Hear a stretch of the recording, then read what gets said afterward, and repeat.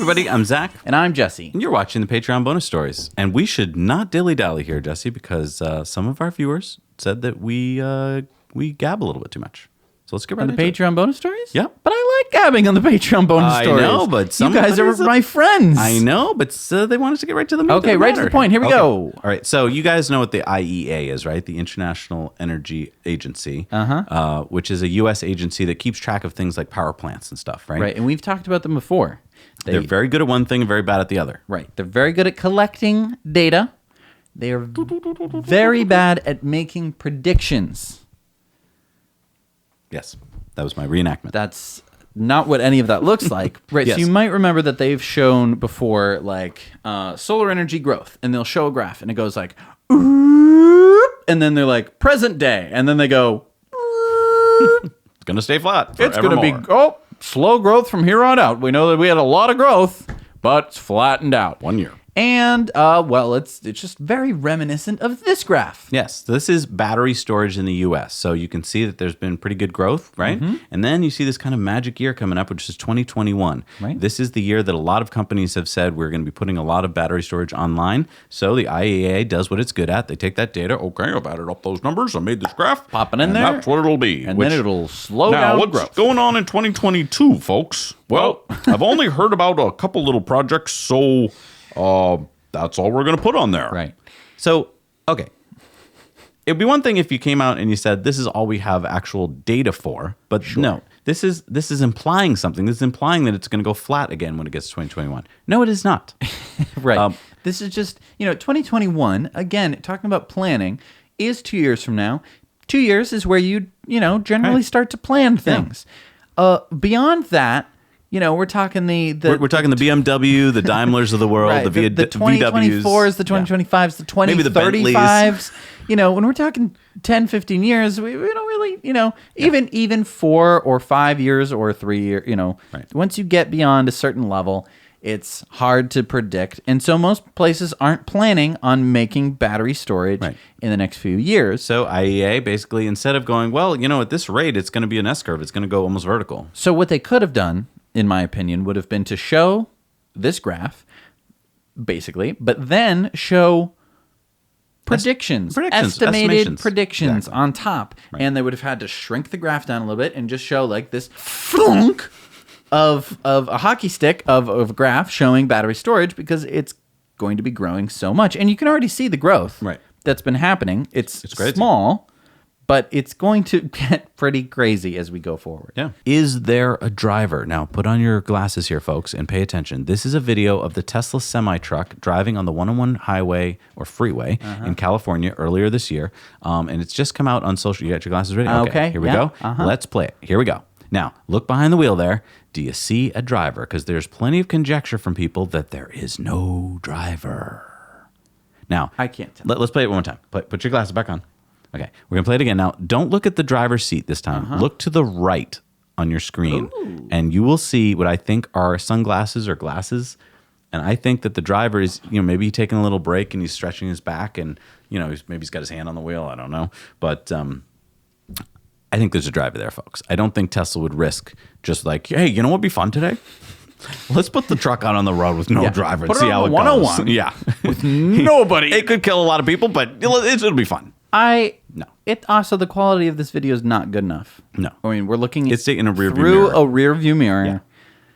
from a cell phone. Right. Not that cell phones are bad, but they're not good at like. No, but you can definitive clearly see footage two here. eyes when you looked in the right place. It's I just don't that you're know. not trained to look in the right I place. can't see anything. I watched So it many times. You can rewind it and watch it again, but you'll see a driver there. I know, but why is he off to the side? But whatever. He's up to the side because it's, he's taking a break. I don't know. There's all this, there's this weird layer of news. I know this is a little off topic, but Okay. we're going to talk about it anyway. I'm sorry. There's this layer of news that we tend to try and not cover. Okay. And it's this like conjecture-y, potential thing. You're talking that we don't cover it, or the we generally try to avoid covering it Right. because it's just like, Yeah. this could happen. Right. And when you hear this could happen, your brain goes, that will happen. Right. Which is not true. Because basically, like, a company will be like, they are considering producing 1 million cars in 2 years. And you're like, oh, they're going to make 1 million cars in 2 years. And it's like, no, they're considering it. Right. And we're not going to know for like another week or 2 weeks or month or 3 years. We have no idea how long it's going to take before these plans or these considerations are finalized into a real thing. And we would much rather just present you with that. Right. Rather than be like, we're going to conjecture about this for half because an hour. it's so overwhelming. There's so much news every week Right. of companies saying we have a plan that could do this, and it's like, do we tell you that, or do we wait till we have some money on the table? Like, Right. They're breaking ground. Either they've stuck the shovel in the dirt Right. and they're beginning to build that thing, or they are doing it, or they have completed doing it. Right. I think that that's what we try to cover as best we can, or if the plans, or if we trust the company. Like when it comes to Tesla, and they're like, we're going to make a Model Y, we're like, okay, you're going to make a Model Y, and you say 2020, and I say, okay, maybe 2020, maybe 2021. Probably, in great numbers, maybe 2022. We apply Elon time to things. We do sometimes, yeah. So I don't know. That's when But this is a fun story.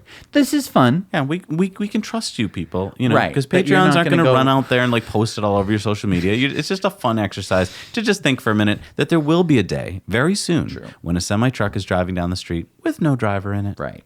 And so will you. Anyway, this next one is a Pikes Peak hill climb. We've been covering the Pikes Peak race. And this is from a Patreon who pointed out that this car, the Palatov Motorsport D2 EV, which was driven by Greg Tracy, came in under 10 minutes, came in second in the Unlimited qualifier and ninth overall. Get this, Jesse. So you're watching some cool footage of this car, and you might be like, well, who cares? What are you showing this for? First of all, it's an EV. This is the first time this car has ever been at Pikes Peak. Okay. It's designed not for Pikes Peak. Like a lot of cars are designed to do well at that race. Right. Like the IDR was basically designed as hill climb car. Right, They're called when- hill climb cars. Right. When it got to the top, its battery was pretty much out of juice. True. This car, when it got to the top, its battery still had 60% battery life. Wow. So the battery was way too big for this particular race, but this car was just made as to demo many different races. So what's really cool about this is that it's a demo platform for Cascadia motors and inverters. So it's not dedicated hill climber. This will be street registered in a couple months. The car has 3 Cascadia motors, a single core driving in the front and 2 in the rear. It has 3 inverters producing 333 kilowatts each. So that's a megawatt of power to the wheels. Wow. And it's got a 74 kilowatt hour battery, which again only used 40% of its juice to get up the hill. So this is considerably larger and heavier than it would have to have been to made the target. It has a street range of 250 miles. Wow. So, I mean, it's like a pretty decent electric car. Yeah, and this thing is overpowered so much so that as you see him taking the turns here, he is not juicing it like to the floor around a lot of these straightaways. He's actually only gunning it like 75% because this thing would just lose control if you gunned it. That's how powerful this thing is. And it was also starting to rain. So we could, I guess the long and short of it is, this car could easily, I think, be next year's winner of Pikes Peak. And that's the funny thing, too, because, the IDR smoked the record. Right. But I think that it's going to continue to happen that electric cars are going to be the only things that can smoke the record. And you might be saying, well, but why? Pikes Peak is very specifically one place where electric cars shine because as you drive up Pikes Peak, the literal elevation affects how a gas engine performs. You lose performance the higher you go because there's less oxygen in the air. Right. Which is insane. The other thing that's insane is VW is a ginormous company that has resources and reach. They can pick out the best drivers, the best engineers. This is a tiny company that just basically pieced together a Frankenstein car of parts that basically anyone could grab. Right. And so what's exciting here is that we're entering an era where the big boys don't have an advantage anymore. Anyone who has the know-how can go out there and try their hand at making electric cars. So this is going to be exciting for motorsport, and it's going to be exciting for the world because as motorsport starts to change and people are like, holy crap, electric cars are the way of the future, they're going to start buying that way. Now, I know that not everyone buys a car based on like race cars and what they think is like the best car. I know that only car guys do that, but car guys drive the car market. Yeah. As dumb as that is, because it doesn't really make a lot of sense. They're a very small proportion of the car market, but they get to whine and complain and do little tantrums to get whatever they want, and Yeah. and the car companies are made out of car guys, because that's how you get interested in doing cars. Is you're a car guy, and that's how the whole system works. Can we The speak? circle of life? Can we speak about guys who throw tantrums? Mark Spiegel. Oh, He's a famous Tesla short, and he's constantly on Twitter tweeting about how Tesla's about to do something awful or whatever. Now he's switched his strategy a little yeah, bit. He's now realizing that you can't always be the boy who cried wolf and be saying that Tesla's going to fail. What you should do is point out how the other boys are doing really well, right? So GM, let's start tweeting about how great GM's doing in China and make Tesla look like an idiot. So let's he see what tweeted this. He said, GM delivers 753,926 vehicles in China in the second quarter. Wow. Tesla delivers 10,000. Oh my gosh. Oh, what a terrible number. Wow. Mark. Jeez, Mark. Wow, Mark. Man, if you looked at let's look at GM's numbers. Let's look a little deeper. Wow, let's look at Q4 for Chinese deliveries. Wow, it looked really good there, Mark. It was 964,000 deliveries. Almost 250,000 more cars. Right. Oh, ooh, Q1 And then of Q1, 2019 dropped again. Dropped again, and then it dropped a third time for the third quarter straight into Q2 of this year. So does Mark understand how charts work and how time If works? this is going down and this And is coming, Tesla's- so I mean, if this is going down and Tesla's going up, then eventually you're going to reach a point where they say goodbye. I'm growing. but why would that happen? Why would Tesla go up? I don't know. Mark, Maybe did you they know have some that kind Tesla's of- building a like factory a big there? old factory there? All right, so this next one is another one of those stories where you might go like, I think you guys reported this many times before. We have. This is a tweet from Jessica Gottlieb. She said, Elon, any thoughts about adding Spotify to my car? I am not in love with the current options, but I am madly in love with my car. And Elon responded. Okay. So now, I think it's very important that Elon should have used an emoji here, because is he saying no? Because I want to replay this many different ways. Like I want to direct the scene. Okay. Okay. So, any thoughts of adding Spotify to my car? I think is what he's responding to is the first part, right? And I think he could have gone like, okay, This is like exclamation point. like yeah, like okay, I'm gonna get you Spotify then. just some punctuation. Or he could have been like, okay, like what do you want me to do about it? Like you're not in love with your options? Okay. I mean, there's so many ways to read this, because I don't think he's giving us an answer of any kind. I first thought he was saying like, okay, I will get you Spotify. But the more I've been reading into it, I think he was like, okay. Usually, if you're typing things, we've developed over time, just because text is not great at carrying tone, especially when you're writing one word. We've developed a couple ways to change okay to mean the two different things. So usually if someone is like blah blah blah blah blah and you're like okay, you just write K, which But- shows that you're like dismissive. But he also could use more than one word. He could have been like, Oh yes, sure, I yes. feel your pain, or we're going to work on that, or I mean, any number of things. Instead, I okay agree. leaves it open to Yes. interpretation. And here's the thing: in Europe, they have Spotify in the cars, so Europeans are like, "What are you talking about?" Right. In North America, we have Slacker, and the only difference really is that Slacker, you can't really tell it to play a specific song and always get it. Sometimes you do, sometimes you don't. Right, which means that the only difference is that Slacker is much worse than Spotify. Exactly.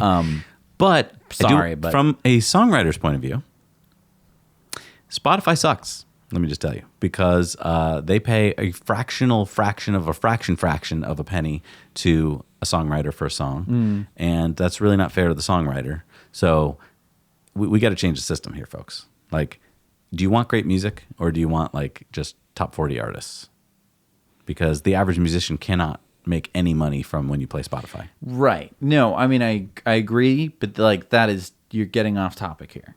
I don't think so. I think we need to keep But creators in mind when I we're talking agree. about things. Sure. But like I don't know what you're suggesting here. I want Spotify in my car. I'm suggesting Tesla Music. Okay. Why doesn't Tesla come up with their own in-car music?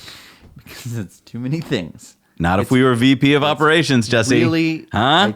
Okay, maybe Huh? if we were of special operations. Yeah. Maybe. but like it's just so much to keep track of, and it seems like the only person keeping track of it is Elon Musk. Anything. That's why he needs a VP of Special Operations. I agree.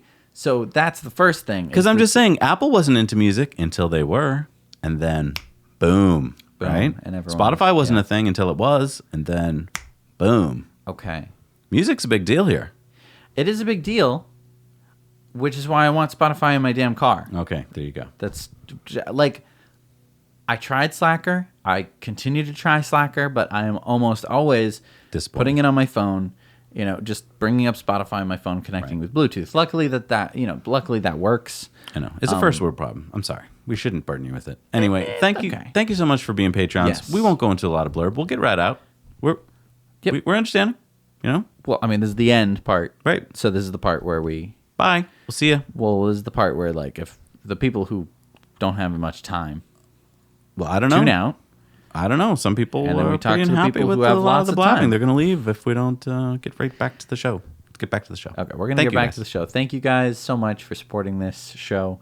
We can't do this without you. No way. All right. Thank you. Now you know.